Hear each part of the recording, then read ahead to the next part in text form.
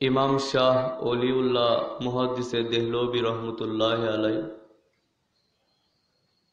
এই যে ইমাম শাহ অলিউল্লাহ মুহাদ্দিসে দেহলভী রহমতুল্লাহ আলাই ভারতের দিল্লির জামে মসজিদে আল্লাহ পাকের দ্বীনের কথা বলতেন মুঘল বাদশাদের যুগে। তো মাঝে মাঝে আল্লাহর মহব্বতের জোশে তিনি বলতেন যে এই আসমানের নিচে, জমিনের উপরে আমি অলিউল্লাহর সিনাতে আল্লাহ পাক এমন এক হৃদয় দান করছেন, যেই হৃদয় বেসুমার আল্লাহর প্রেম ভালোবাসার বেসুমার হীরা মণি মুক্তা দ্বারা সাজানো।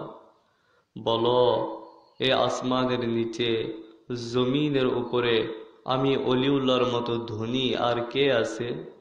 তখন সমস্ত বাদশারা মাথা নিচের দিকে দিয়ে বলতেন যে অলিউল্লাহর এই দৌলতের কাছে আমাদের রাজ সিংহাসনের কি দাম আছে?